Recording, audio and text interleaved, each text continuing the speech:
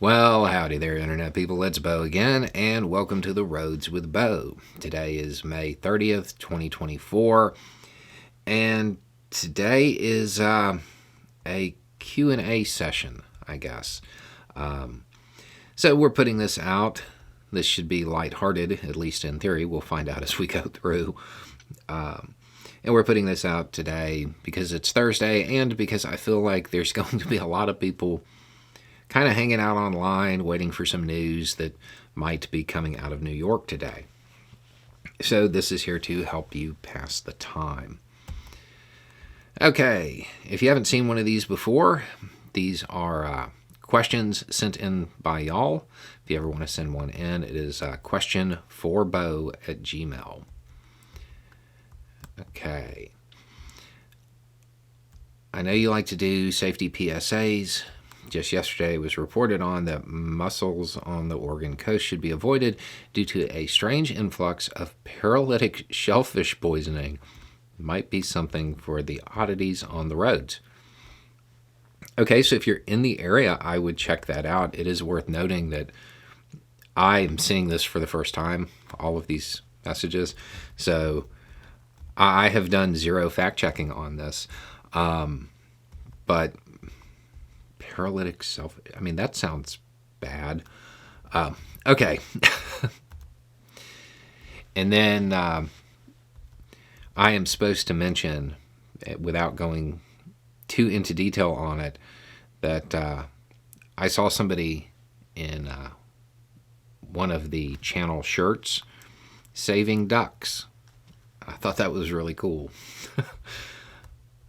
All right. Seem to have a little Henry Kissinger on my shoulder.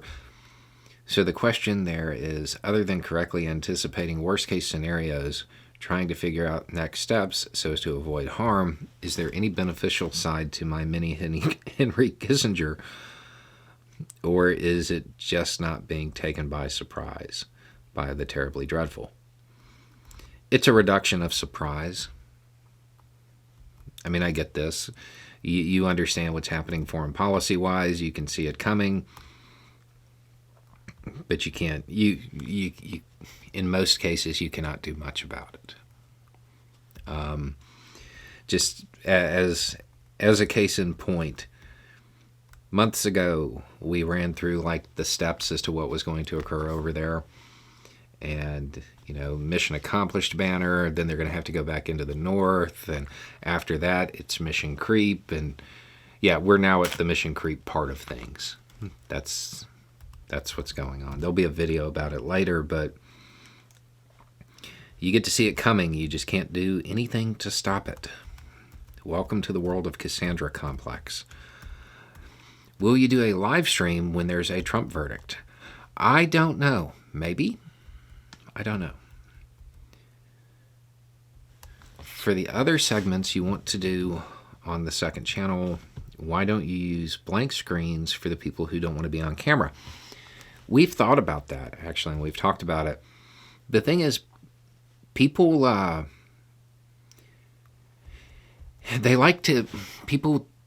don't really engage with blank screens or static screens. But this is something that we've thought about. And there may be something like that later. Just different. Let's see. I don't get why Biden opposes the use of U.S. weapons inside Russia while more and more European governments support it. Can you explain it? So, again, the idea of creating an existential threat to a nuclear power. All bad, against U.S. doctrine, against European doctrine as well. The situation that is arising, and there's already a video recorded on this, the situation that's arising is there are European governments that want to provide very limited permission to do certain things. The Biden administration is actually warming to it. I think it'll probably take a little bit to fully come on board with it.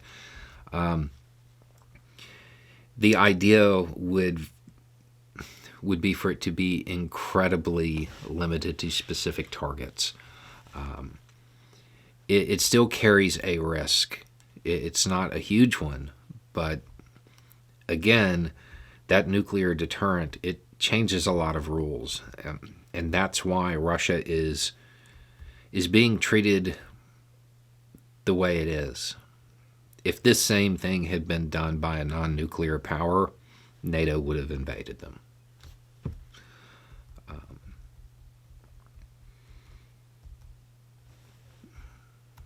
Okay.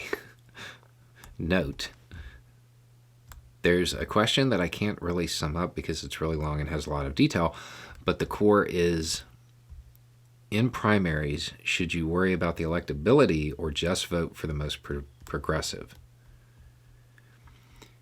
I don't tell people how to vote. That being said, a piece of information that might be useful here is that generally speaking, those people who are the standard centrist Democrat, the vote blue no matter who people, they will vote blue no matter who. If you manage to get a super progressive candidate in there, odds are most of them are going to vote for them. You probably won't put a lot of people off that way. That is important information to have. Your risk comes from getting somebody that is so progressive that you lose the independence. But that doesn't really happen much unless they say something and they phrase it in a bad way. That's when that turn normally occurs. You have to remember that most progressive policies are actually pretty popular with the center, with the independents,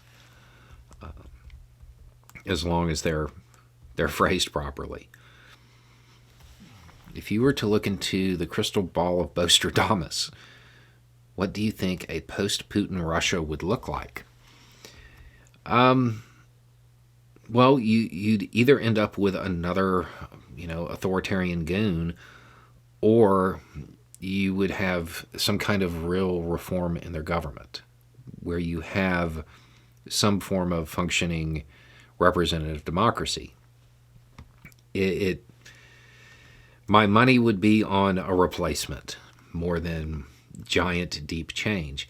At the same time, you also have the risk of a balkanization. It's not a huge risk, but it's there. It can't be ignored. What was your first job? I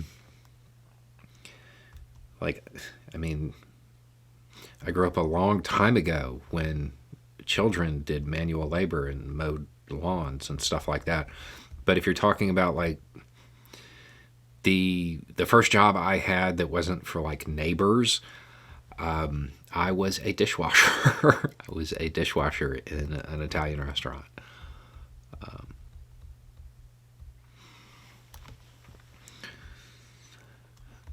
I'm Jewish, but I'm horrified at what Israel has been doing in Gaza. I'm a bit of an outlier in my family. My grandmother passed away a few days ago. Sorry for your loss. And in her obituary, there's a request to make donations in my grandmother's name to any charity that supports the state of Israel. I don't want to be the person who brings charged political speech. Is there any way of expressing my dismay at this request without becoming that guy at a funeral? Do I just keep my mouth shut about it and maybe make a donation to an organization in Israel that supports children, reforestation, or some other non-controversial topic? How do I navigate this? When it comes to events that are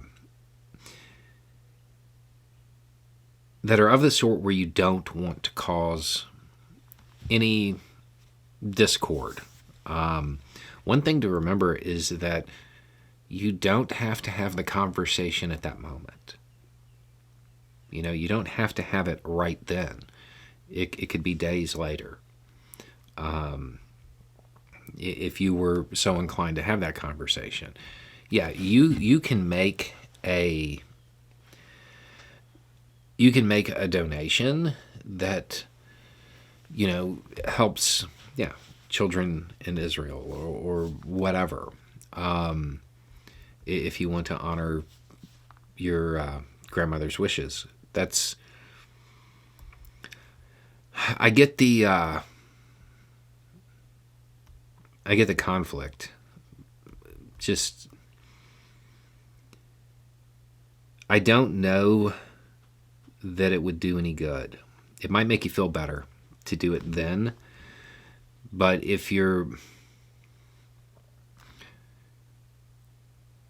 horrified about something, you want it to stop, you want to sway opinion, that may not be the way to do it. It may not be a conversation to have there. It may be a conversation to have somewhere else, and this could open the door to it. Again, I mean, you're getting into some real sensitive stuff here. I don't, like, without knowing your family, I don't know that I'd really want to make a recommendation or give any advice on this one. Just remember, there are always options other than, kicking in the front door.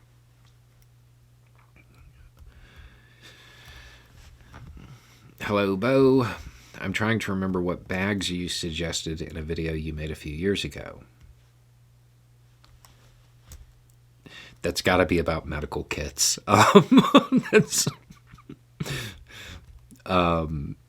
So the company that I recommended, they are no longer in business.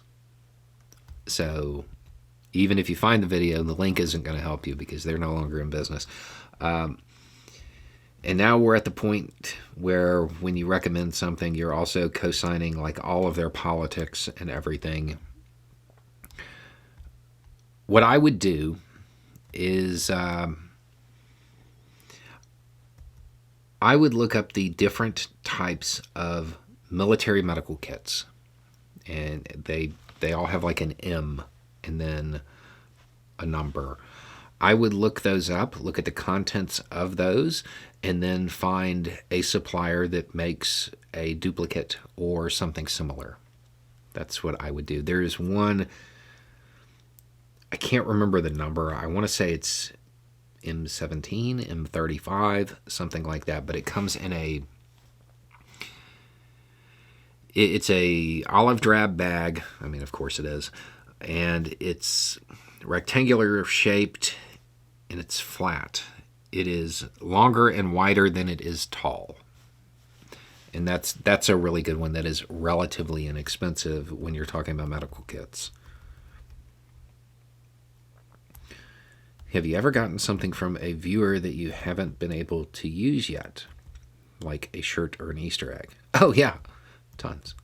I think the longest running one is I have 2 tie-dye shirts. One is like an American flag, and the other one is Curious George. And I haven't found the perfect opportunity to use those. And I've had those a while, and I still haven't used them. But yeah, that happens where people send stuff, and I just haven't had a chance to use it. Like, people have sent stuff from their states. Like, I have one from Montana. And of course, there was this period where I had a bunch of news coming out of Montana. And then the shirt arrived and all the news stopped.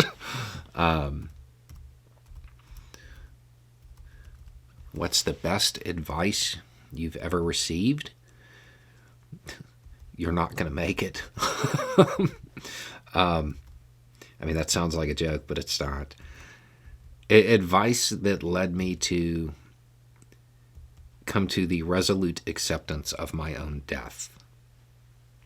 That's the best advice that I've ever gotten. The kind of advice that leads you to understand that you have a limited amount of time.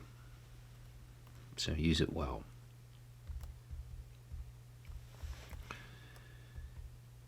How did this not cross a red line? in Israel's prosecution of the war in Gaza, according to the White House. I'm sure there's more to this message. The messed up part about it is I don't even know what this is referring to, because it could be a couple of different things. So this is what's happened. The White House established its red line. And the way they did it was talking about something that was slated to happen. And they said, don't do X. They still haven't done X. That much is true. But it's a lot like when Netanyahu's team redesigned it so it wasn't really a major offensive. They took the major offensive and divided it up. So you had a bunch of stuff that was operational, but if you had done it all at the same time, it would be a major offensive. It gave people exactly what they asked for and nothing that they wanted. The White House is going to have to come up with better phrasing for its red line. What is happening is not going to be accepted by the American people. And they are not going to continue to accept the answer of, well, it's not really a major ground offensive. They're not going to go for that. The White House is going to have to come up with something here. And how they want to phrase it, how they want to do it, I don't know that I have a good answer for that. At this point, with the new projection of them being there another 7 months, I would feel like more options for pressure have come onto the table. At least I would hope so. The purpose of the red line was to mitigate civilian harm. That was really what it was about. Nobody cared. If they could do a major offensive and not harm civilians, nobody would have cared. They're focusing on the wrong thing. Why do I feel like you have something big coming for the second channel? Hey, person reading this, tell me I won't tell. He always telegraphs what's coming. All those things people wanted are things he's trying to do, right? Not all of them. Am I really that predictable? Okay.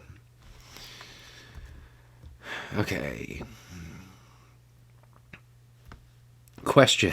Would you support the idea that if a Martian or an alien from outer space landed on Earth in the USA and had a child, should that Martian baby be considered an American? Yes. Yes. That's how it works here.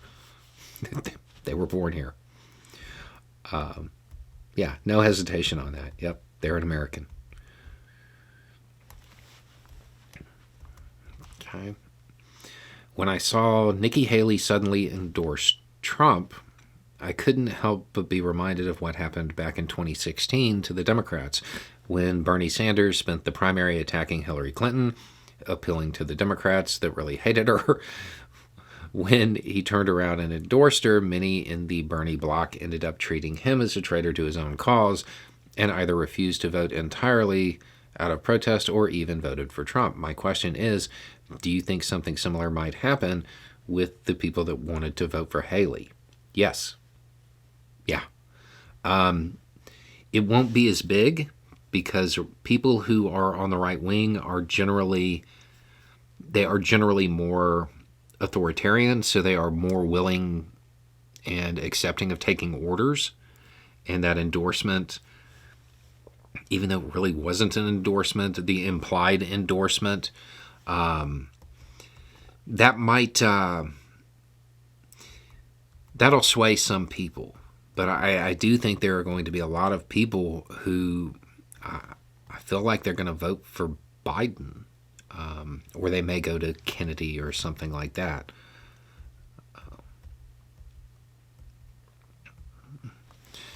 Has talking on the channel affected how you see different issues? How talking about an idea kind of crystallizes it a bit, and maybe you realize you see it differently than you thought you did. If I remember correctly, back during 2020, you mentioned discussing UBI with one of your kids, and you mentioned you didn't think it was a very effective tool for reducing inequality. I thought I remember you mentioning it in a softer light more recently, not sure when. Any issues you feel as though you've shifted on? I mean, I've been doing this for, I don't even know how many, 6 years, 7 years? I don't know. I've been doing this a long time now. Yes, I have definitely shifted views on things. I mean, if you hold the same opinion on everything that you did last year, you're not growing. As far as UBI goes, it's not really about it being a very effective tool. I have an ideological issue with it. And I do remember that. My son, you hate it when your kids use your own words against you. And he got me. But any issues you feel you've shifted on? I don't really know. I can't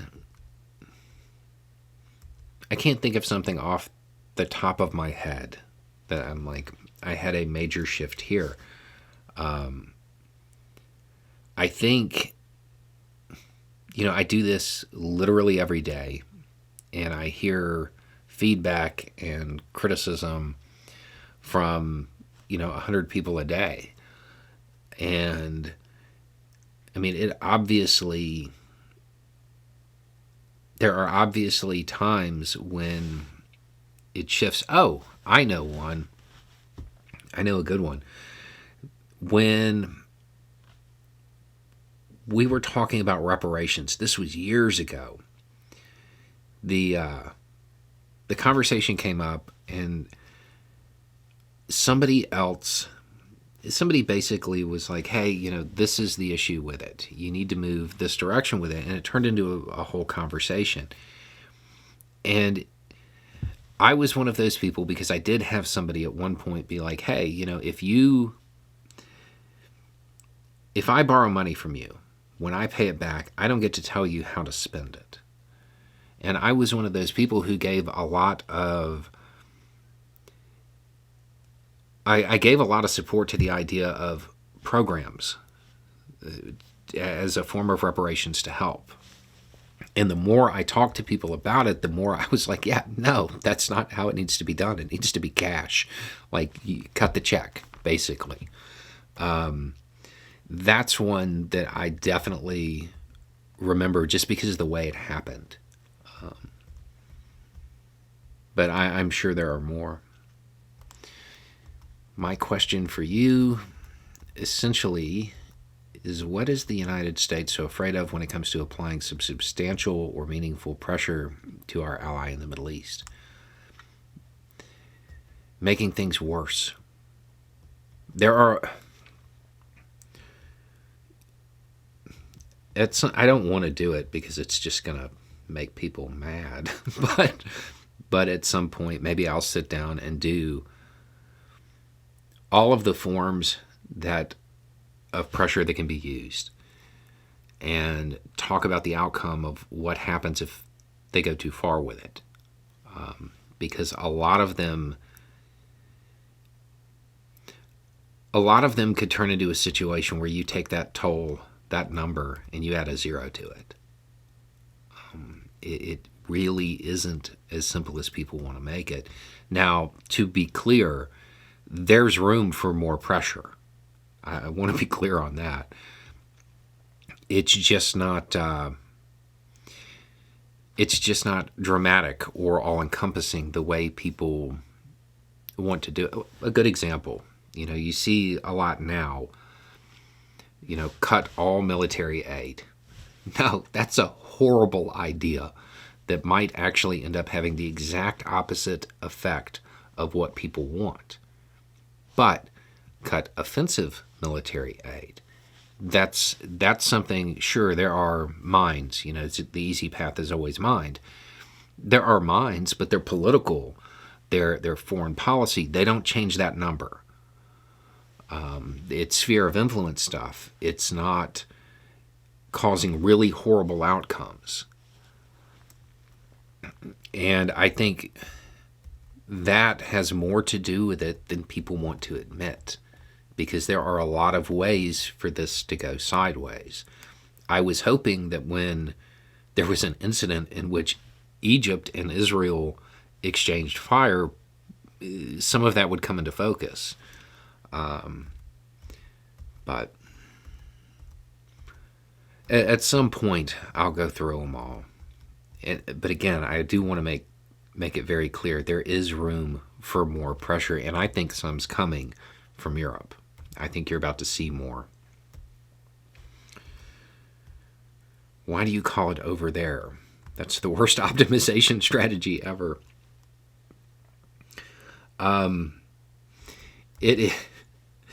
If the goal was to be discovered for those videos, then yeah, it would be. But if the goal is not wanting to profit off of that or build an audience on that, it's a good strategy. And to be clear, that's not a criticism of anybody else. It's the way I do it, and I have done it with other situations as well, and normally using the term over there if it's a military thing. But yeah, no, there would be a lot more views if I plugged, Gaza into every title. You are correct. It's just not. It's not something I want to cash in on.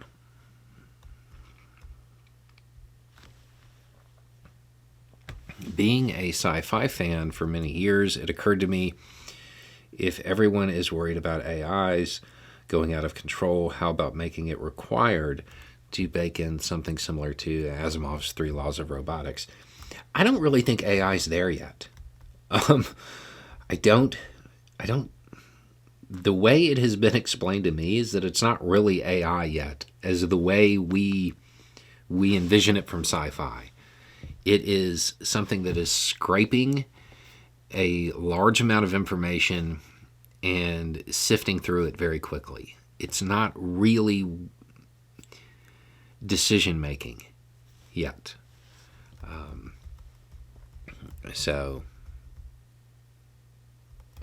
And I guess that's it. Okay, so those were all the questions.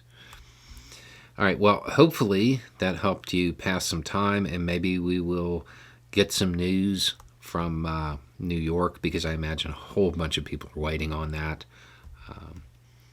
And then once we have a better idea of what's going to occur with that, we can talk about all of the downstream effects, because no matter what happens, there's going to be a bunch of them. Anyway, so it's a little more information, a little more context, and having the right information will make all the difference. Yeah, almost said the wrong sign off. Y'all have a good day.